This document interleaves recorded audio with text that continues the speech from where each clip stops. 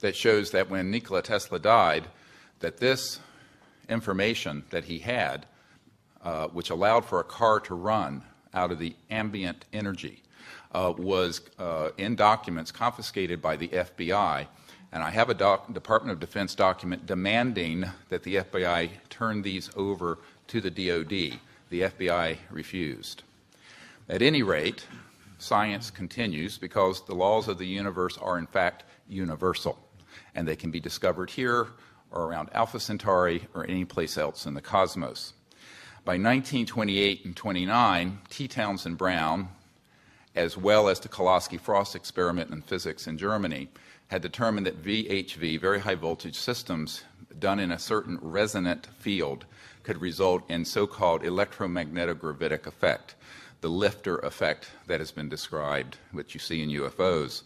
They also can create what's called a space-time bubble around an object so that you can correct for 1g. This is how these objects are traveling at multiples of what any aerodynamic physics would describe, and can make right-hand turns without killing the occupants.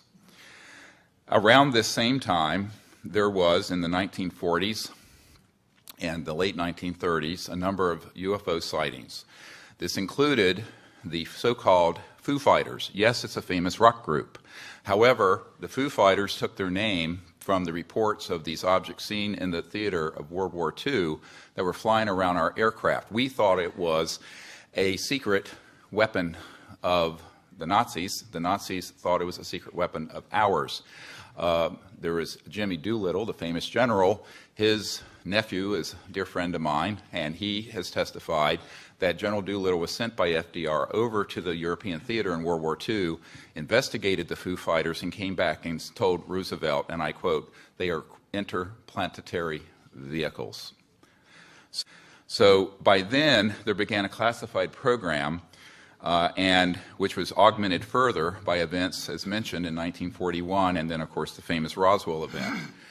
Those events led to, as Philip Corso describes, a reverse engineering program. As you all know from the famous Wilbur Smith document of 1951 from Canada, it talks about that flying saucers exist, but there's a high-level team headed up by Dr. Vannevar Bush that is studying the, quote, modus operandi of these vehicles. These were the most brilliant scientists, Edward Teller, Oppenheimer, and others, Hermann Oberth, amongst others, who were in this team studying how extraterrestrial vehicles move.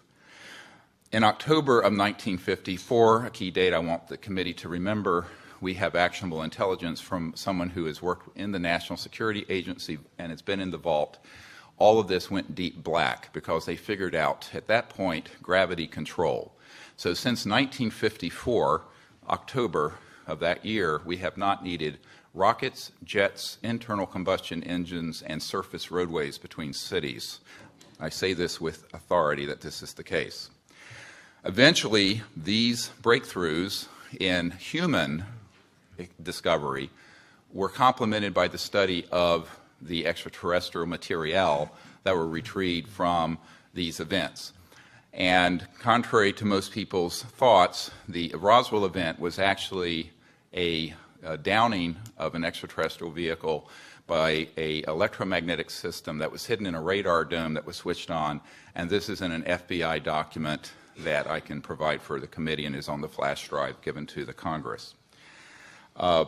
The result ultimately was that there were transdimensional physics that began to be studied that deal with the nexus between electromagnetism, energy generation, anti-gravity, and consciousness. And we have discovered that there is a nexus and that, in fact, there are electromagnetic systems that have been developed that can interface directly with what we call coherent thought, the same way that you can interface with a system with lasers, which is coherent light, where you sync up all the wavelengths. Ultimately, these breakthroughs were paralleled with amazing developments in the biological sciences and the experimentation with cloning. And this began many years earlier than was reported from Dolly the sheep in Scotland. This goes a little beyond, I think, what this committee wants to look into.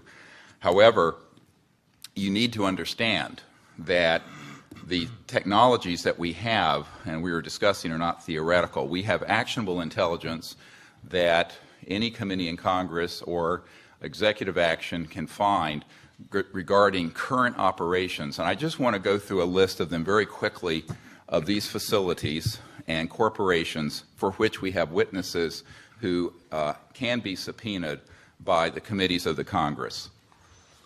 This was developed at the request of Congressman Christopher Cox of Orange County, with whom I met, and was later further developed for the briefing that we put together for President Obama. These facilities are the Edwards Air Force Base and subsections where at the dry lake bed where the Lockheed Skunk Works operations, Haystack Butte, China Lakes, George Air Force Base, and the closed Norton Air Force Base, where an anti-gravity device, so-called alien reproduction vehicle, for which we have the schematics, was seen by Frank Carlucci and others on our witness team. Tabletop Mountain and Blackjack Control. The aerospace facilities there are the Northrop Anthill Facility, Tejon Ranch, the McDonnell Douglas Llano Plant, Lockheed Martin Hellendale Plant, and the Phillips Lab. At the Nellis Air Force Facility, so-called Area 51, no one calls it that. There's S4 and S12, Pahut Mesa, Groom Lake, and a number of sub-facilities. The most important facility is in Utah, near Provo, the Dugway Proving Grounds, all of which is underground, and the airspace above it is classified. There are no roads into this facility. The New Mexico facilities include Los Alamos National Labs with underground connectors to the so-called Dulce area where the biological work is being done, and Kirtland Air Force Base. And the complex there includes Sandia National Laboratories, Phillips Labs, Manzano Mountain Weapons Storage Facility, Coyote Canyon, and the White Sands Complex.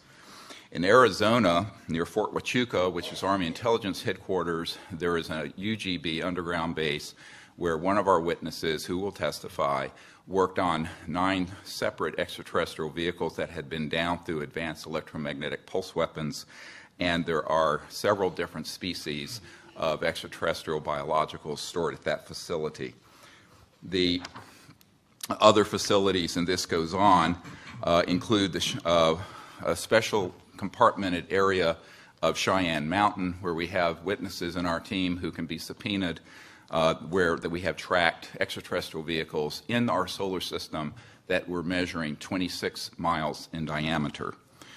There are also facilities in Australia, a key one being Pine Gap, the so-called Alice Springs facility, which is mostly a U.S. Air Force facility, even though it is in Australia. I recently talked to the Deputy Prime Minister of Australia about this. Also, the Redstone Arsenal and the Marshall Space Flight Center.